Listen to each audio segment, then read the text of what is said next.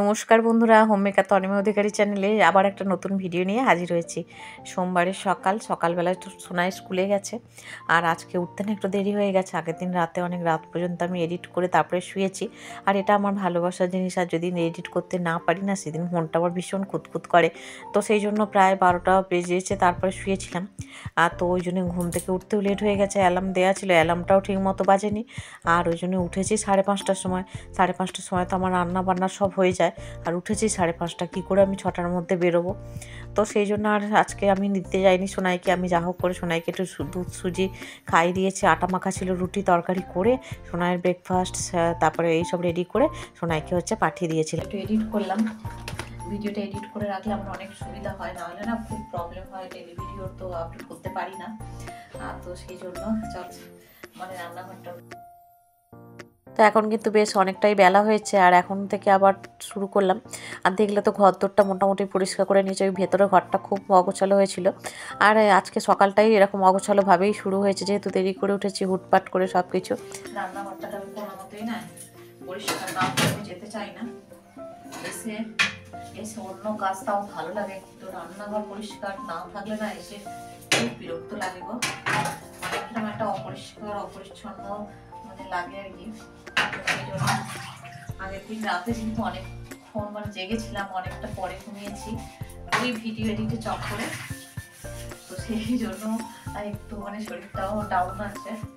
তো শরীরের অজুহাত দিয়ে তো আর কোনো কিছু ফেলে রেখে লাভ নেই, তো নিজের কাজটা নিজেকেই গুছিয়ে করতে হবে। এত সারাদিন এইভাবে অগোছালোভাবে তো চলতে পারে না। এত অগোছালো দিনটাকেই গুছিয়ে সুন্দরভাবে সাজিয়ে কীভাবে সারাদিন দেখো কাজবাজ করব, সেটাই তোমাদের সাথে শেয়ার করব। তো এখন মোটামুটি কাজবাজ এই বাসন কোসন মাজা হয়ে গেলে মোটামুটি তো সব হয়ে গেছে। এরপর আমি সোনাইকে আনতে বেরোবো, তো তার জন্য প্রস্তুতি শুরু করব। তার আগে রান্নাঘরটা পুরো ক্লিন করে নিচ্ছে। আর আমি বললাম না, ডিপ ক্লিন করার পর থেকে আমি রান্নাঘর আর এরকমভাবে অগোছালোভাবে করে রাখি না। রান্নাঘরটা আর বেডরুমটা সব কিছুই আমি একদম পরিপাটি করে গুছিয়ে রাখার চেষ্টা করি। আর যেটুকু একটু এদিক ওদিক হয়, কারণ সারা সপ্তাহে তো ছুটতে হয়, তো সেখানে যেটুকু আর কি দেখতে যাতে খুব একটা খারাপ না লাগে সেরকমভাবে গোছানো গাছানো করে রাখার চেষ্টা করি। আর দেখো এই যে কড়াই টড়াইগুলো যে কিছু রান্না হয়েছে সবগুলো মেজে ধুয়ে নিচ্ছি, কারণ এগুলো ফেলে রাখলে আমারই এসে আরও চাপের ব্যাপার হয়ে যাবে আর কি, তখন হুটপাট করে করতে হবে।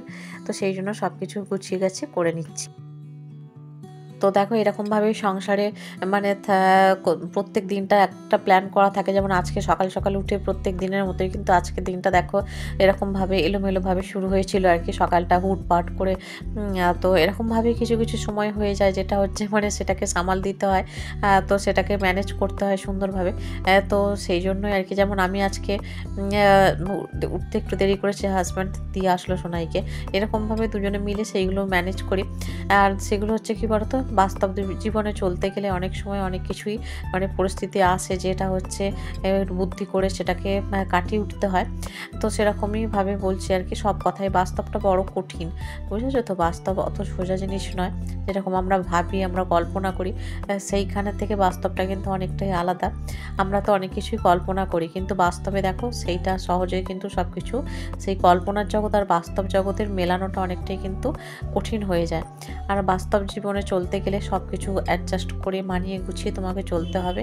আর তুমি যতটা অ্যাডজাস্ট করবে, তোমার মনের জোর যতটা থাকবে, ততটাই তুমি ভালোভাবে সব কিছু পরিস্থিতির সাথে তুমি তাল মেলাতে পারবে এবং সুন্দরভাবে চলতে পারবে আর কি। তো সেই জন্যই বলছি, আমরাও দেখো যখন ছোট ছিলাম তখন তো এত কিছু বুঝতাম না, তখন কল্পনার জগতেই ভাসতাম, তাই না। তখন আবেগপ্রবণ বেশি ছিলাম, তখন অনেক কিছুই আবেগের বশে করতাম। কিন্তু যত বড় হয়েছে দেখেছি যে বাস্তবটা একদম অন্যরকম। সেখানে বাস্তব পরিস্থিতিতে দাঁড়িয়ে পায়ের তলার মাটিকে শক্ত করতে হয়, সেখানে তার জন্য সেই পায়ের তলার মাটিটা শক্ত করার জন্য কিন্তু অনেক কিছু তোমাকে লড়তে হয়।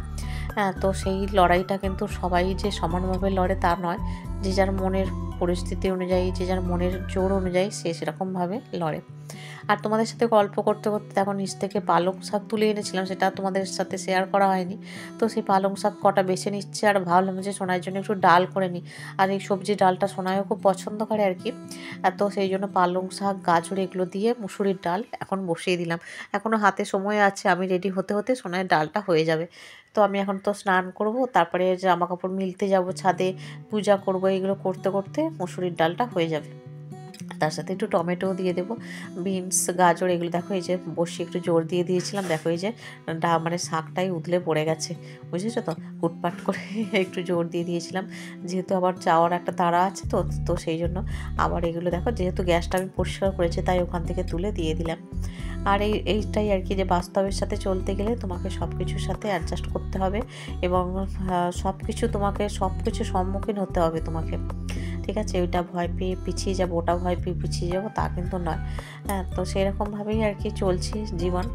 আর এখানে দেখো এই যে আবার একবার মুছে নিলাম, যেহেতু ওইখানটা পড়েছে ওইটা, তো ওটা মুছতে গিয়ে আবার এই পাশটাও মুছে নিলাম, আর নিচটা মেঝেটা ভালো করে ফ্লোরটাও মুছে নিচ্ছি, কারণ রান্নাঘর মানে দেখবে তেল চিটচিটের ব্যাপার, জল পড়ে, হ্যাঁ এটা ওটা পড়ে, সেই জন্য আর কি সব কিছু পরিষ্কার টরিষ্কার করে নিচ্ছি। আর পরের দিন হচ্ছে আমি ভালো করে এই গ্যাস মোছার কাপড় টাপড়গুলো না রান্নাঘরে যেগুলো আছে ওগুলো গরম জল করে ফোটাবো, আজকে আর সময় হলো না, পরের দিন এগুলো ফোটাবো, কারণ আজকে আমার টাইমটা অনেকটা চলে গেছে।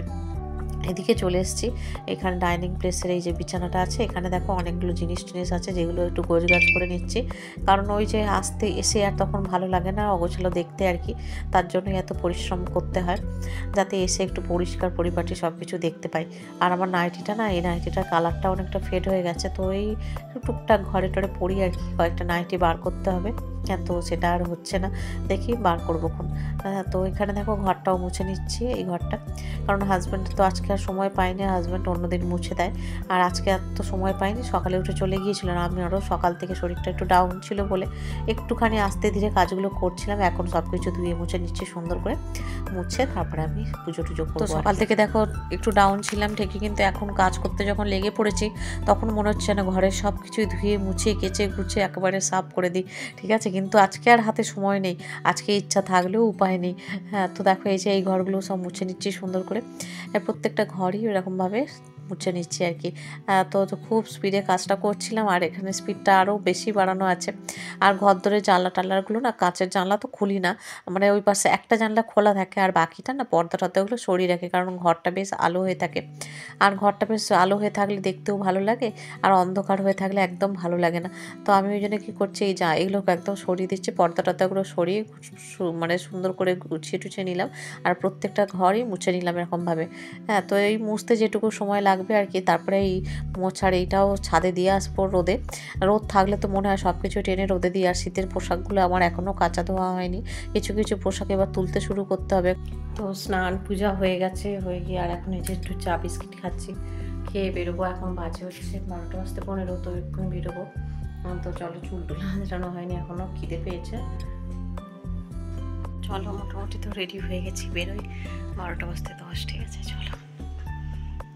তো নেমে গেছি, এই যে হেঁটে যাচ্ছি, হ্যাঁ তো হেঁটে যাচ্ছি, আজকে ট্রেনে প্রচণ্ড ভিড় ছিল, যাই হোক নেমে যখন গেছি অসুবিধা নেই।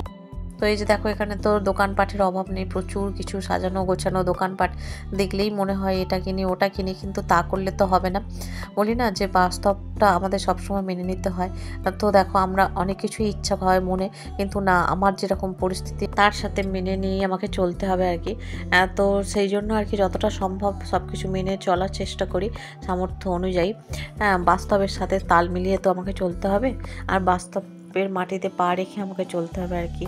তো কথাগুলো শুনতে মানে খুব ভারী লাগলেও এটাই হচ্ছে বাস্তব, তো সেই জন্যই বলা আর কি। দেখো চলার পথে জীবনে যা কিছু আমার মনে হয়, ছোটোখাটো জিনিসের মধ্যে থেকেও অনেক কিছু তো শেখা যায়, তো সেইটুকুই আমি তোমাদের সাথে মানে বলি বা সেগুলো আলোচনা করি আর কি, সেইটুকুই আমি আমার মনের কথাগুলোই তোমাদের সাথে শেয়ার করি। সেখানে যদি কোনো ভুল ভ্রান্তি হয় অবশ্যই তোমরা ক্ষমা সুন্দর দৃষ্টিতে দেখবে।